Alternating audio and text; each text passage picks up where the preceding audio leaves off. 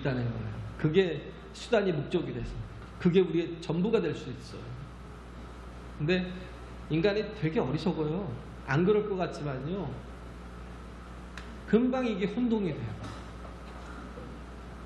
내가 예수님을 믿고 내가 하나님의 그 부르심의 상을 얻기 위하여 그 부활의 표대를 향하여 달려가는 것 같지만, 근데 어느새 보면 내가 막 삶에 막 매여서 그것만을 잡으려고 막 쫓아가는, 그러니까 불안하고 초조하고 두렵고 염려가 가득하고 그런 거예요. 그러다 보면 고난이 오게 돼요.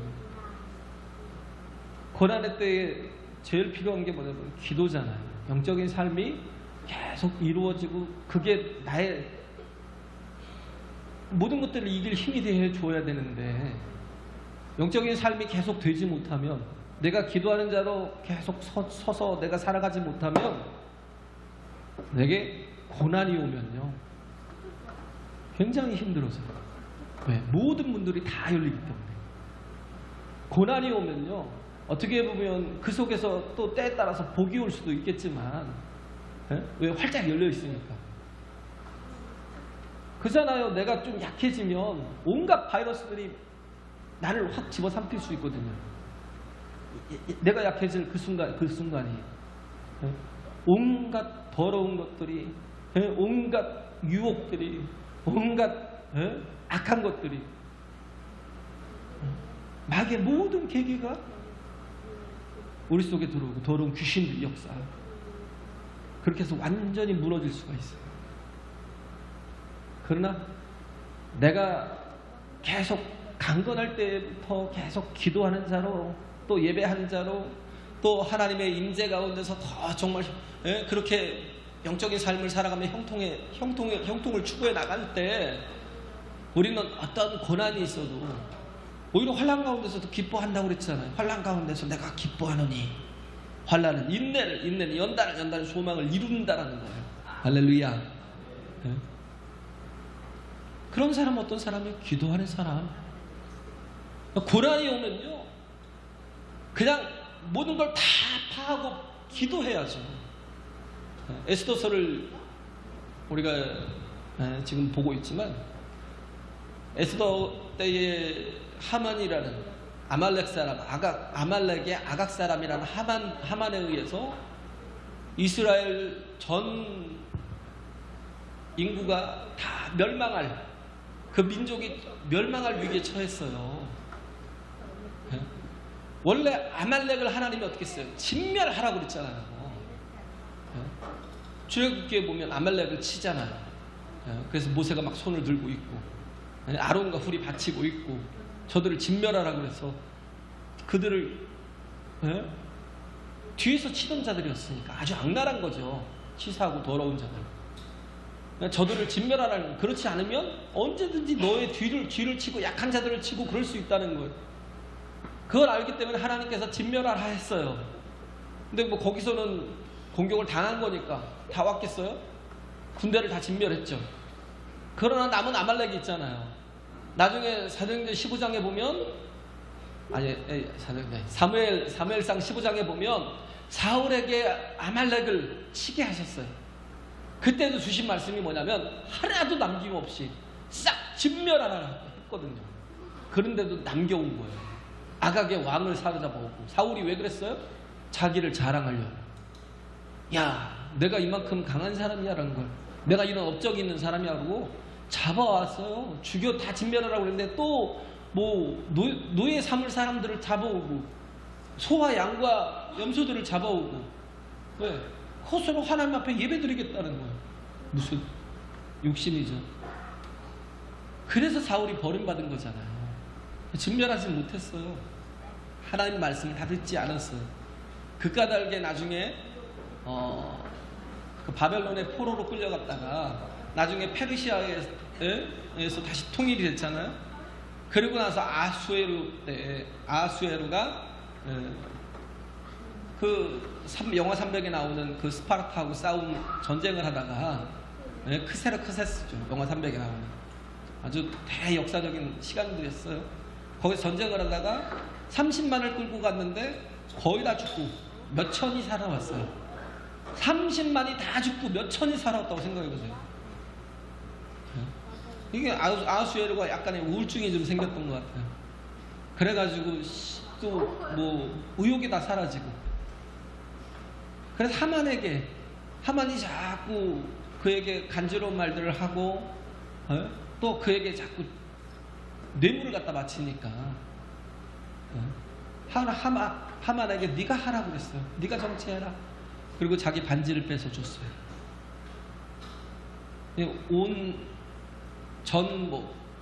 그 페르시아 전 지역에 예루살렘을 다 포함한 이스라엘 사람들을 다 진멸하려는 그 계획을 세웠죠. 모르드게가 자기에게 절하지 않으니까. 너 왜 나한테 절 안 해? 그러니까 모르드게가 한 말이 뭐예요? 나는 유다 사람이야. 왜 그런 거예요? 나는 유다 사람인데 하나님께서 아말렉을 진멸하라고 그랬으니까 나는 진멸할 대상을 절대 섬길 수가 없어. 그것 때문에 하만이 화가 난 거예요. 그래가지고 다 멸해버려야 되겠다. 이것들이 이스라엘이 왜 하만도 아니까 자기들은 하나님께서 진멸을 할 대상으로 삼았었으니까 이제 내가 거꾸로 이스라엘을 다 진멸해버릴 거야. 위기에 처했어요. 이때 어떻게 했어요? 온 이스라엘이 울고 통곡하며 애통하면서 어떻게 했어요? 베옷을 입고 제에 앉아서 기도하더라는 거예요. 하나님 앞에 기도하더라는 거예요. 나중에 모르드게가 에스더에게 도움을 청할 때 에스더가 나는 이제 왕께 내 마음대로 나갈 권한이 없다고, 허락되지 않았어요. 그러니까 하는 말이, 그가 했던 말이, 만약에 네가 이스라엘을 살리는 일에 쓰임받지 않는다면 하나님께서 다른 사람을 통해서 이스라엘을 구원하시겠지만 그러나 너와 너희 집은 멸망할 거야. 너를 왕으로 세움이 이때가 아니냐. 그런 말씀을 주었을 때 에스더가 어떻게 했어요? 그럼 좋습니다. 말씀을 받고 나서 그때부터 기도하기 시작한 거예요. 단판을 짓는 거예요. 단판을. 그냥 일을 한 게 아니라 그 말씀을 받고 하나님 앞에 기도한 거예요. 3일을 금식하면서 기도한 거예요. 나와 내 시녀들이 3일을 금식하며 이 일을 위해서 기도할 테니까 당신은 가서 온 이스라엘로 더불어 3일 동안 나와 같이 전심으로 하나님 앞에 기도합시다. 고난이 올 때 기도 왜 해요? 하나님이 나의 도움이라는 걸 알기 때문에. 할렐루야. 하나님이 나의 도움이라는 걸 알지 못하면 절대 기도하지 않아요. 내가 내 힘으로 살려 해요. 자꾸 방법을 찾지 하나님 앞에 나오는 모습을 볼 수가 없어요. 그래서 고난의 때, 그런 때가 우리는 항상 있거든요. 약해질 때가 있어요. 그때 우리가 해야 될 건 기도하는 거예요. 할렐루야. 네? 하나님 앞에 깨어 기도해야 되는 거예요. 네? 그래서 우리가 성도들이 예수를 알기 전에는 모든 목표가 대학에 있고 취업에 있고 성공에 있고 승진에 있고 돈을 버는 것이 목표였을 수 있어요. 바울도 그랬어요. 바울도 그런 게 목표였어요. 지난주에 말씀드렸지만. 그런데 부활하신 예수님을 만난 뒤로부터는 이 모든 것들을 다 배설물같이 똥같이 버려버렸다는 거예요. 부활하신 예수님을 만난 뒤부터는요, 이게 아무 의미가 없어진 거예요. 상실이 된 거예요. 의미가 상실이 된 거예요. 전에는 그게 최고의 가치라고 생각했어요. 내가 이스라엘 사람들로부터 내가 존경을 받는 것이, 내가 이렇게 가말리엘의 문화에서 살고 내가 베냐민 중에서 또 정말 온전한 히브리인으로 살아가며, 그리고 내가 지도자로 서는 것이 그게 내 인생의 목표였어요. 그게 내 인생의 자랑이었어요.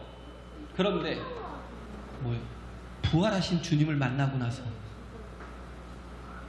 그렇잖아요. 그는 율법에도 굉장히 철저했던 사람이에요. 율법을 통해서 율법을 자기 의로 지키려고 했어요. 그런데 그 결과가 뭐예요? 예수님이, 부활하신 주님이 그에게 나타나서 하신 말씀이 뭐냐면, 사울아 사울아 네가 어찌하여 나를 이같이 핍박하느냐.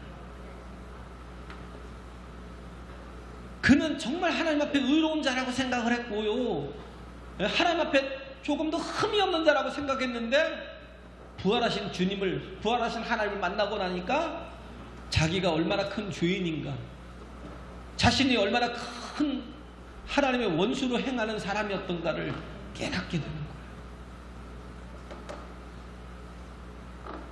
그래서 부활하신 주님,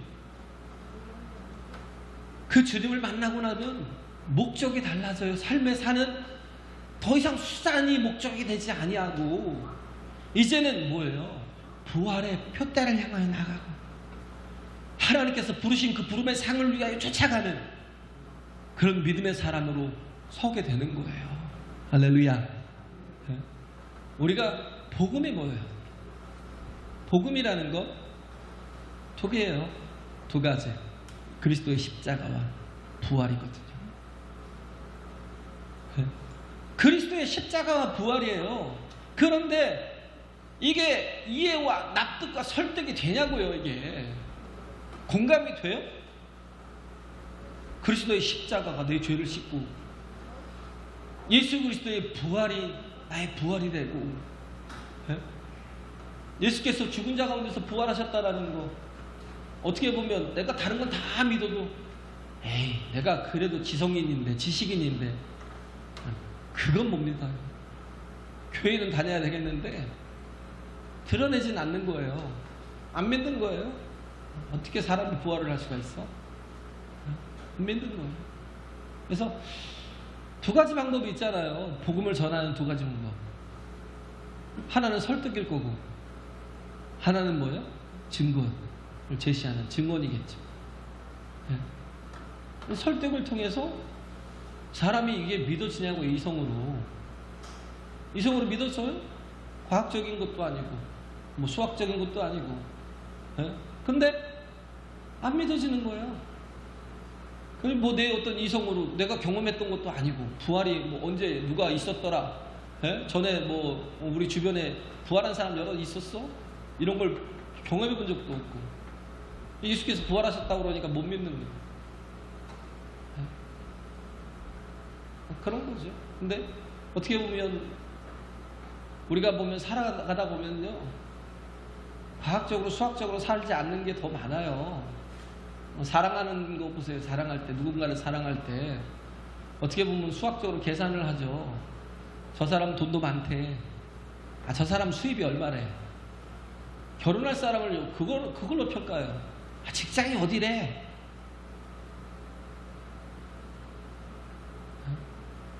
그걸로 평가해요. 과학적으로, 수학적으로 증명이 돼서. 그래서 난 저 사람이 모든 조건을 다 갖췄어? 저 사람하고 결혼할 거야. 그래요. 근데 다 그래요? 약한데 자꾸 신경이 쓰여요. 별 볼 일도 없는 사람 같은데 자꾸 마음이 아파요. 사랑이라는 게 과학적으로 수학적으로 되냐고요.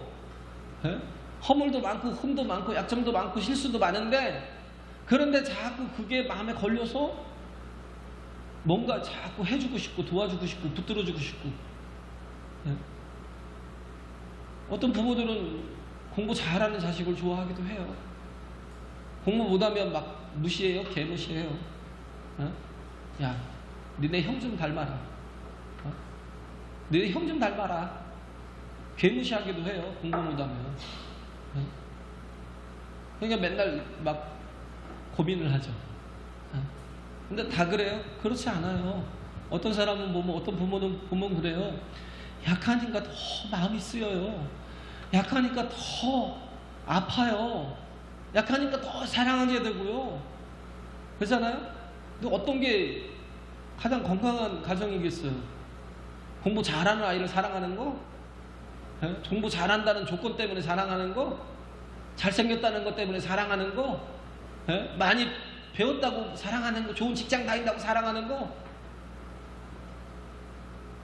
지옥이 돼요. 나중에 경험해 보세요. 사랑은 조건이 없어요. 그잖아요. 좀 어려울 수 있어요. 고난을 당할 수 있어요. 남들보다 잘 못 살 수 있어요. 그렇지만 더 행복하게 살 수 있습니다. 할렐루야. 이 부활이라는 거, 이걸 맛보면 봤잖아요. 바울이 고린도전서 15장에 보면 부활장이라고, 고린도전서 15장. 근데 거기는 58절까지 나와요. 왜 그렇게 많이 나오겠어요? 제가 보기엔 고린도전서에서 가장 길지 않을까요? 왜 그렇게 많이 다루고 있어요? 가장 중요하니까. 우리가 뭘 봐야 돼요? 예수 그리스도의 부활의 표대를 향해서 나가야 돼요. 할렐루야. 부활하신 주님을 만나고 그를 향해 나가야 돼요. 그런데 이게 설득으로만 다 되지 않아요. 증거는 쉽잖아요. 교통사고가 났어요. 이 차가 자꾸 자기가 당했다고 그러는데, 내가 봤어요. 이 차는 멈췄는데 이 차가 와서 때려 박았어요. 봤어요. 내가 봤어요. 그리고 증거하면 그대로 본 대로 증거하면 되잖아요. 그 다음 믿든지 안 믿든지는 알아서 할 일. 우리는 그렇기 때문에 복음이라는 건 뭐예요? 증거하는 거예요. 내가 말씀으로 읽고 그 말씀으로 읽은 것을 또 경험하게 된 걸, 부활하신 주님을 만난 걸. 부활하신 주님이 무엇으로 우리 가운데 임재하시겠어요? 성령으로. 할렐루야. 성령으로 우리 가운데 임재하시잖아요. 십자가가 뭐예요? 믿는 거잖아요. 예수께서 네 죄가 그대로 쌓여 있잖아요. 죄 때문에 내가 감옥에 가지 않아도요, 죄 때문에 우리는 겁나게 불편한 사람들이에요. 죄 때문에 우리는 겁나게 갈등이 많은 사람들이에요. 죄 때문에 겁나게 힘든 사람들이에요. 근데 예수께서 내가 죄인의 그 모든 것들을 스스로 해결할 수 없게, 죄의 모든 것들을 스스로 해결할 수 없으니까 예수님께서 그 6월절 어린 양이 되셔서 나 대신, 내가 당해야 될 죽음을 대신 죽으시고 내 모든 죄를 그의 보혈로 씻어 주신 거잖아요. 할렐루야. 이를 믿고 받아들이는 자. 예수께서 나의 죄를 사하시고 나를 구원하셨어. 부활이 뭐예요? 예수께서 나의 부활의 첫 열매가 되셨다는 거예요. 예수만 부활하신 게 아니라 그를 믿는 나에게도 동일한 부활을 주신다는 거예요. 할렐루야. 그러면 우리가 잘 안 믿어지면 기도해야죠. 하나님, 나에게 믿음을 달라고. 이 예수 그리스도의 죽음과 부활을 믿을 수 있는, 십자가와 부활을 믿을 수 있는 정말 믿음을 달라고. 왜? 믿음을 갖게 되면요, 굉장히 빨라져요. 스피드가 있어요. 속도가 있어요. 하나님의 일에 대해서 굉장히 기백이 있게 나가요. 그잖아요. 속도감이 있죠. 누가복음 1장에 보면 천사가 마리아에게 와요. 예수님의 어머니 마리아에게 와서, 그것도 어린 젊은 20대도 아닌 10대에 6, 7, 8 정도밖에 안 된 10대에 그 어린 소녀한테 와서 천사가 그러는 거예요. 너에게 아들이 있을 거야. 기가 막히잖아요. 아니, 남자를 알지도 못하는 나에게 무슨 아들이 있냐고. 너 엘리사벳 봤지? 네 친족 엘리사벳도 전혀 잉태가 불가능한 사람이지만, 그러나 뭐요? 하나님의 말씀으로 저가 그 일이 가능한 것처럼 하나님의 말씀에는 능력이 없어. 아니, 능치 못한 일이 없어. 36절인가요? 36절이 그거고 37절에 그 말씀을, 하나님의 말씀에는 능치 못함이 없어. 그러니까 38절에 바로 고백하는 게 뭐예요? 주의 계집종이오니 말씀대로 내게 이루어지겠나이다. 할렐루야. 빨라지잖아요. 그냥 받아들이잖아요. 믿잖아요. 믿으니까 어떻게? 속도감이 붙잖아요. 일하는 게 달라요. 그죠? 일하는 게 달라요. 우리에게도 뭐가 있어요? 부활에 대한 체험이 있잖아요. 성령께서 내게 임재하셔서 물과 성령으로 내가 거듭난 그런 경험이 있잖아요. 그러니까 어떻게 해요? 하나님의 나라를 바라보는 거예요. 보여요. 하나님의 나라를 우리가 가야 될 표대가 보이는 거예요. 그리고 어떻게 해요? 그 표대를 향해서 나가는 거예요. 할렐루야. 속도감 있게. 그잖아요. 그리고 뭐예요?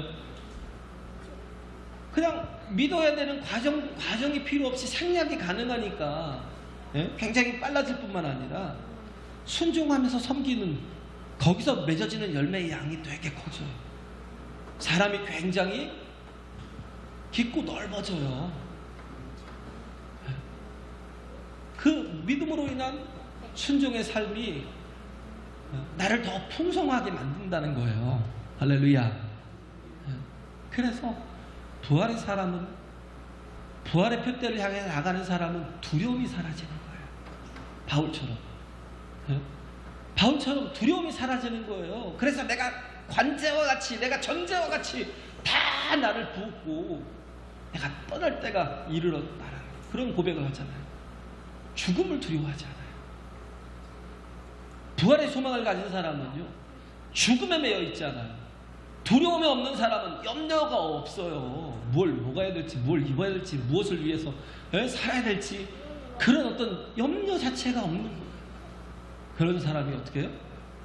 하나님의 일에 대한 그런 추진력도, 도전 의식과, 그죠? 도전 정신이 또 있고, 그런 것들이 또 굉장히 기백이 좀 생기죠. 그래서 일하는 것이 다를 수 있다는 거예요. 그러나 모든 것이 다 있는데 내게 십자가 부활이라는 복음을 갖지 못한 사람들은요, 모든 것을 다 가졌어도요, 그 마음이 허망해져. 그 마음이 허무해집니다. 80년대를 우리나라도 그러고 이 세계가 그랬던 것 같아요. 80년대를 기점으로 굉장히 잘 사는 때가 이렇게 도래하잖아요. 90년대에 와서 그지같이 가난했던 우리가 굉장히 부유하고 풍요하게 됐어요. 그리고 뭐예요? 냉전이 막 종식되고, 그전에 동서간에 냉전이 종식되고, 좌우가 화합을 하고, 그전에 구소련이 붕괴가 돼버리고, 그리고 중국이 개방을 하고, 이렇게 살기 좋은 나라가, 이렇게 살기 좋은 때가 오네? 왜? 이제는 집도 생기고, 자가용도 생기고, 전에 어떻게 그랬어요? 한 가정에 자가용 한 대씩 생길 거라고 그런 예측을 할 때도, 아니, 그게 가능해? 그랬어요. 나같이 가난한 사람이? 근데 한 가정에 한 대, 두 대, 그런 식으로 차들이 있잖아요. 웬만하면 자식까지 하고 세 대, 네 대까지 있는 데가 있더라고요. 그만큼 90년대가 굉장히 그 전환이 됐어요. 그래서 굉장히 풍요하고 잘 살게 됐는데, 근데 없다 시리즈가 그때부터 나오더라고요. 일본은 없다. 이명박 씨가 썼던 신화는 없다. 인도에는 카레가 없다.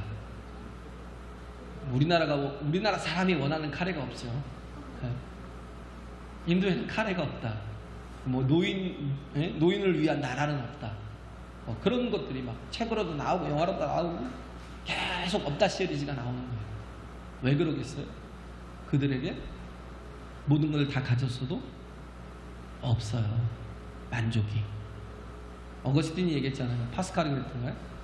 우리 이 심령 속에는 하나님만이 채울 수 있는 공간이 있다는 거예요. 근데 그 하나님으로 채우지 못하면 모든 게 다 없는 거예요. 아무것도 아닌 거예요. 모든 것, 세상적인 모든 그 수단적인 것들을 다 가졌어도요, 정말 진정한 목적이 사라지면 아무것도 아니라는 거예요. 없어요. 그래서 솔로몬이 전도서 1장 2절에 그러잖아요. 해 아래 아무것도 헛되고 헛되니 해 아래에서 수고하는 모든 수고가 다 헛된 거예요. 할렐루야. 왜 그러겠어요? 부활에 확신이 없으니까. 부활의 경험이 없으니까. 부활에 대한 믿음이 없으니까. 그러니까 맨날 두려운 거예요. 근데 부활의 신앙이 있는 사람은요, 뭐예요? 죽어도 되는 거예요. 부활의 신앙이 없는 사람은 그러니까 뭐라고 그래요? 살았으나 죽은 자라고 그래요. 부활의 신앙이 없는 사람은 살았으나 죽은 자라는 거예요. 그러나 우리는 뭐예요? 죽어도 되는 사람들이에요. 할렐루야. 죽어도 사는 자예요. 그잖아요. 우리는 죽어도 살 수 있는 자잖아요. 그렇지만 부활에 대한 신앙이 없는 사람은 살았으나 죽은 자. 죽어도 안 되는 인생이니까.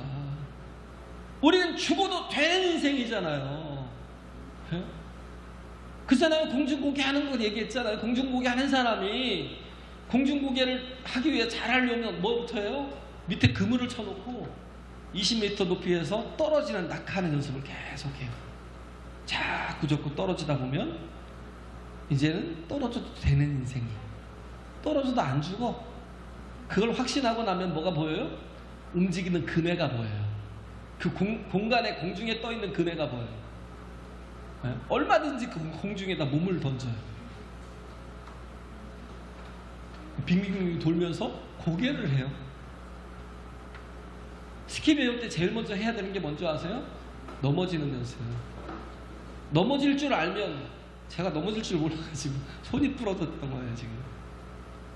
제가 안 굴러도 될 줄 알았어요. 손에 힘을 빼고 확 굴러버렸어야 되는데 안 굴러도 될 줄 알고 딱 짚었는데 그 콘크리트의 그 충격이 그대로 손으로 오더라고요. 몸의 무게는 누르고. 그러니까 여기 두 개가 나가더라고요. 부러져 버렸어요. 굴르면 되는데, 스키 배울 때 제일 먼저 해야 될 게, 왜냐면 스피드가 있고 또 얼음이잖아요. 춥고 몸이 경직되어 있고. 그러면 넘어지는 연습부터 계속 시켜요. 넘어져도 되면 그때부터는 스키를 타는 방법을 가르쳐줘요. 그런데 그게 제대로 되지 못하면 다리가 부러지고 팔이 부러지고요. 수도 없이 온대요. 수도 없이. 상상할 수 없는 사람들이 다쳐서 온대요. 가장 하지 말아야 될 게 스키예요. 스키. 미쳤어요. 거의 1년에 모든 스키장에서 한두 명이 죽어서 나가네요. 가장 위험한 운동인데 쉬쉬하는 거죠. 웬만하면 뉴스 안 타려고 쉬쉬하는 거예요. 옛날에 그 금문교 있잖아요. 골든게이트 브릿지가. 금문교가 중국 사람들이 와서 거기 와서 일을 해가지고 그걸 만들었는데, 골든게이트 브릿지를 만들었는데, 샌프란시스코에 있는 거. 하고 한 날 사람들이 떨어져 죽는 거예요. 하고 한 날 너무 많은 사람이 떨어지니까 방법을 강구했어요. 거기다 그물을 쳐버렸어요. 밑에다가 그물을 쳐놓으니까 신기하게 한 명도 안 떨어지더래요. 그물로라도 떨어져야 되잖아요. 그렇게 많은 사람들이 떨어져요. 그쪽에 보면 금물살이 흐르거든요. 그러니까 죽는 거예요. 떨어져서 살 수가 없는 거예요. 물살이 너무 세니까. 근데 밑에 그물이 있으니까 떨어져도 돼. 그러니까 안 죽는 거예요. 안 떨어져요. 왜? 안심이 되니까. 자기가 하는 일에 대해서 정확하게 보고 자기 모든 게 편안하니까. 한 명도 안 떨어져요. 한 명도. 그렇게 많은 사람들이 죽었는데 우리는 부활이 있는 사람이에요. 할렐루야. 예수를 믿는다는 많은 사람들은요, 부활에 대한 소망이 있는 사람들. 그렇기 때문에 뭐예요? 죽어도 사는 사람. 할렐루야. 죽어도 좋은 사람. 에스더처럼 죽으면 죽으리다 할 수 있는 사람. 그러나 부활에 대한 신앙이 없는 사람은요, 살았으나 죽은 자. 늘 두려워하고 늘 불안해하고 늘 염려하고 그렇게 고통하며 살아가는 사람. 모든 걸 다 가졌어도 헛되니 해 아래서 수고하는 모든 것이 헛되다. 솔로몬같이 많이 가진 사람이 뭐 있어요? 최고의 권력을 가졌고요, 최고의 군사력과 경제력과 많은 나라들이 조공을 바치고요, 와이프가 1000명이래요. 와이프가 없어요? 1000명이나 돼요. 모든 게 가장 완벽하게 행복할 수 있는 그런 존재를 갖춘 사람이 솔로몬보다 더한 사람이 어디 있겠어요?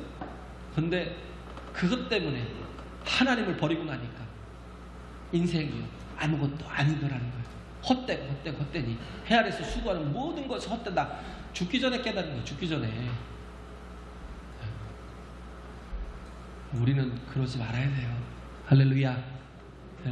그 어릴 때 한결같은 그 하나님을 향한 마음이 끝까지 가면 좋겠는데 오히려 주어진 복이 그에게서 하나님을 제거해버리니까 허망한 인생이다. 우리에게 필요한 건 하나님입니다. 할렐루야. 부활에 대한 소망, 복음을 가지고 십자가와 부활을 가지고 정말 승리하는 저와 여러분 되시길 간절히 바랍니다.